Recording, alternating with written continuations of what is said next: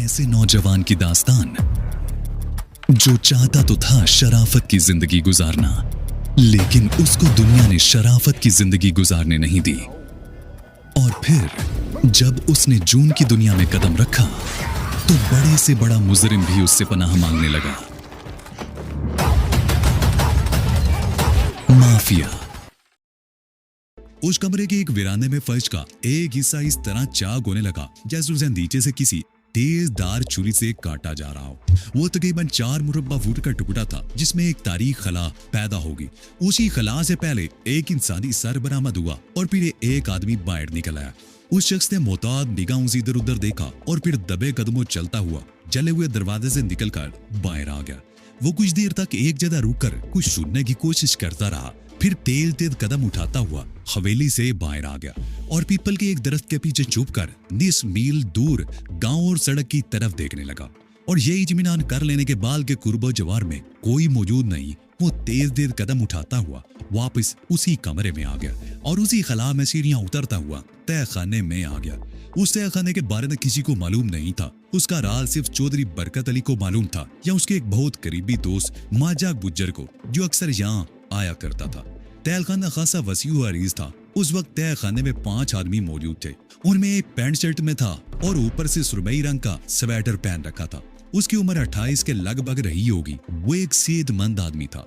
बारीक मूंछों ने उसके चेहरे को खासा वजीहा बना दिया था। वो शारक था। बाकी चारों आदमी चेहरों ही से देहाती, उजड़ और छटे हुए बदमाश लगते थे। उनमें से 3 ने शलवार कमीज पहन रखी थी, जबकि चौथा आदमी धोती बांधे हुए था और खद्दर का गुर्दा पहने हुए था। उन चारों की बड़ी बड़ी मूंछें थी जिनसे उनके चेहरे कुछ और भी खौफनाक हो गए थे। चले गए वो लोग, बाहर से आने वाले ने कहा, लेकिन उन्हें कैसे इतला मिली? दूसरे ने पूछा और मशकूक निगाहों से बारी बारी सबकी तरफ देखने लगा। इसके अलावा और कौन हो सकता है? धोती वाले ने शारक की तरफ इशारा किया। इसका नाम मकसूद था। क्यों है बाऊ? पहले शख्स ने शारक को घूरा। हमें ये धंधा करते हुए 15 साल हो चुके हैं और किसी ने इस तरह गद्दारी नहीं की, बल्कि इस पर हमें शुबा होता है। उसे हम इस दुनिया में नहीं रहने देते। सच सच बताओ, अगर तुम बेगुनाह साबित हुए तो तुम्हें कुछ नहीं कहा जाएगा। माजे गुजर, शारक ने उसकी तरफ देखते हुए कहा, अगर मुझे मुखबरी करनी होती तो मैं खुद यहाँ ना आता। हमने दुनिया देखी है। माजे गुजर ने उसे घूरा। मुझे 15 साल हो गए हैं ये कारोबार करते हुए। किसी को आज तक बनक नहीं मिल सकी कि मैं यहाँ क्यों आता हूँ और क्या कारोबार करता हूँ। चौधरी बरकत इस कारोबार में मेरा पार्टनर था, लेकिन वो मियाँ घर में कुछ डंडी मारने लगा था। मैं अनपढ़ और जाहिल जरूर हूँ, लेकिन कारोबार में बददियांती का कायल नहीं हूँ। मैंने उसे समझाने की बहुत कोशिश की, लेकिन वो 75 लाख रुपए की डंडी मार रहा था। मैंने उसका पत्ता ही साफ कर दिया। पूरी आज तक ये पता नहीं चला सकी कि चौधरी बरकत, उसके घर वालों और मेहमानों को मौत की नींद किसने सुलाया था और हवेली को आग किसने लगाई थी। वो तो हमारी शराकत में शुरू का जमाना था और चौधरी बरकत ने बेईमानी शुरू कर दी थी। इस तहजाने की तैयारी में मैंने भी बड़ा पैसा लगाया था। आग लगने से इसके मैकेनिज्म को बड़ा नुकसान पहुंचा था। बाद में मैंने इसे चोरी चप्पे ठीक करवाया और चौधरी बरकत के बेटे को यह पट्टी पढ़ाई के अब्बू से इस हवेली में नहीं रहना चाहिए। अब ये हवेली मुकम्मल तौर पर मेरे इस्तेमाल में है और आसपास की बस्तियों के लोग ये समझते हैं कि यह हवेली असेबजदा है, इसलिए कोई इस तरफ आने की जुर्रत नहीं करता। और हमारा कारोबार बड़े इत्मीनान से चल रहा था, लेकिन आज पहली बार पुलिस को इस हवेली पर शुबा हुआ है और ये शुबा बिला वजह नहीं हो सकता। यकीनन इसकी मुखबरी की गई है और मेरे साथियों का भी यही ख्याल है कि मुखबरी करने वाला तुम्हारे सिवा और कोई नहीं हो सकता। देखो माजे गुज्जर, शारक ने कहा, तुम अच्छी तरह जानते हो कि इस बिजनेस में मेरा भी करोड़ों रुपए का सरमाया लगा हुआ है।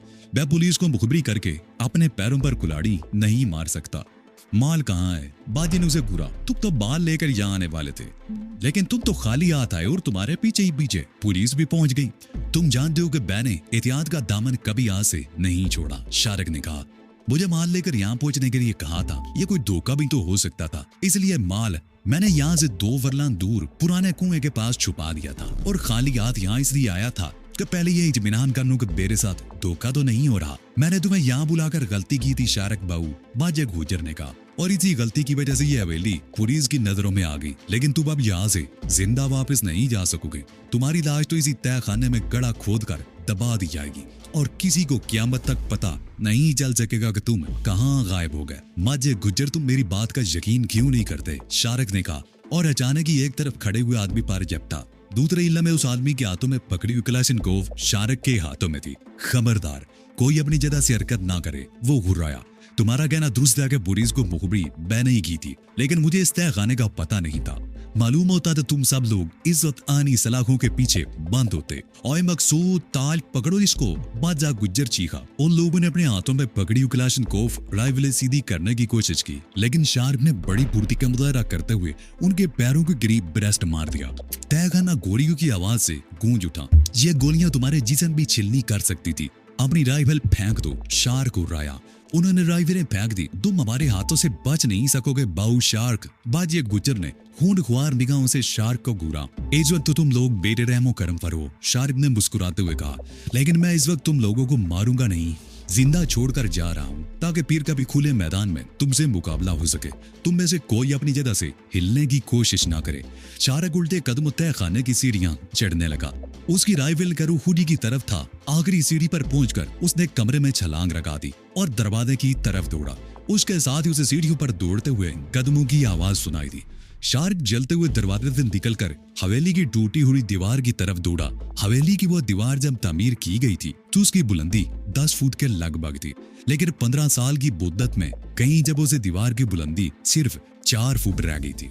लोग दीवारों की ईंटें उखाड़ कर ले गए थे। शार्क दौड़ता हुआ दीवार पर चढ़ गया। दूसरी तरफ कूदना ही चाहता था कि पीछे से एक चीखती हुई आवाज सुनाई दी। वो रहा उस तरफ, गोली मार दो उसे।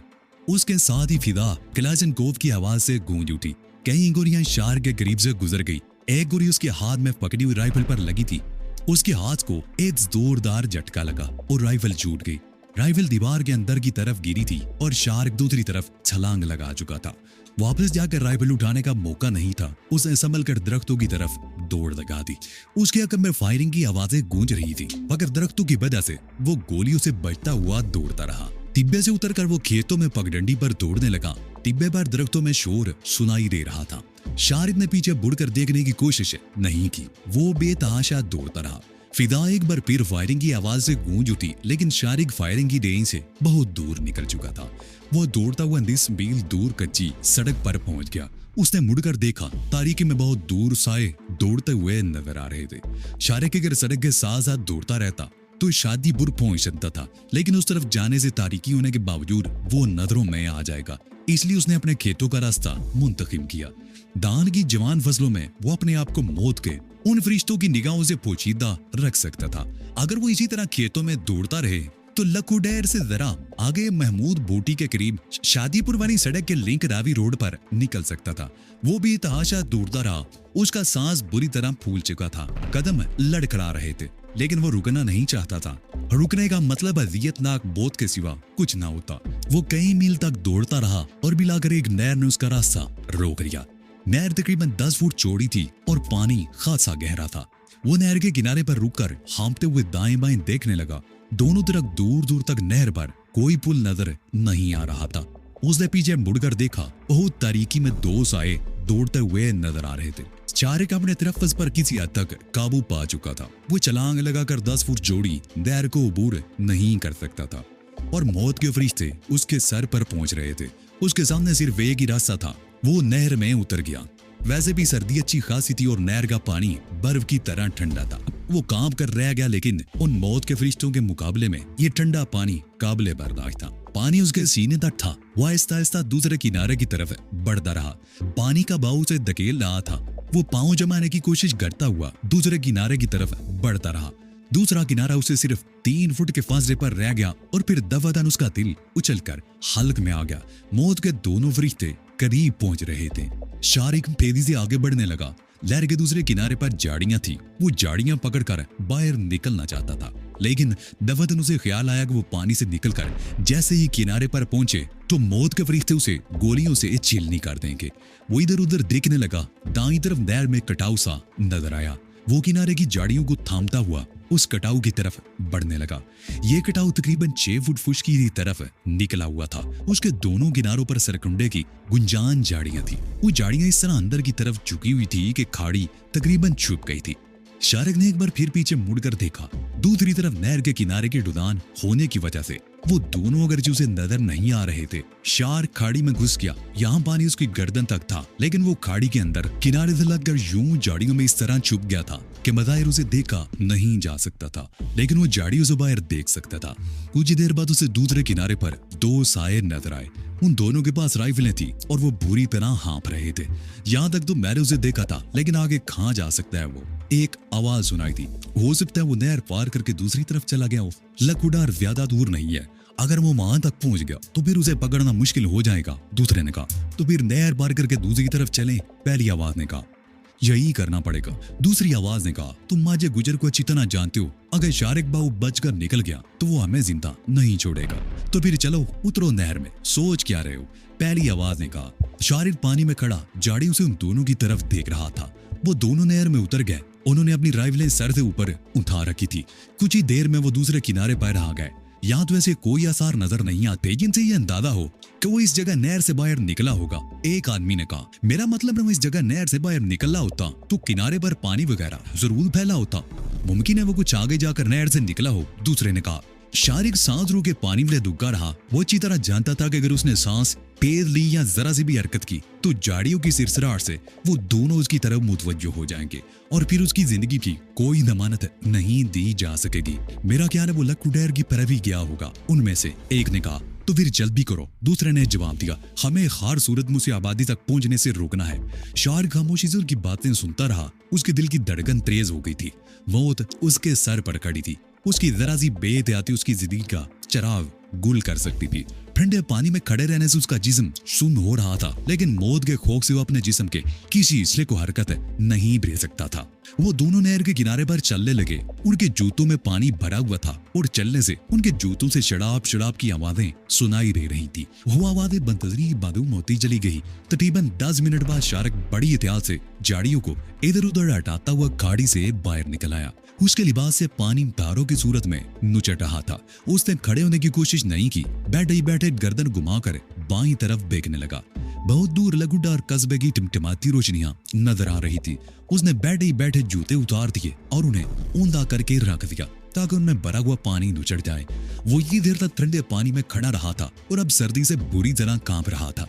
उसे कमीज उतार कर खूब अच्छी तरह निचोड़ी, फिर पतलून भी उतार कर उसे निचोड़ने लगा।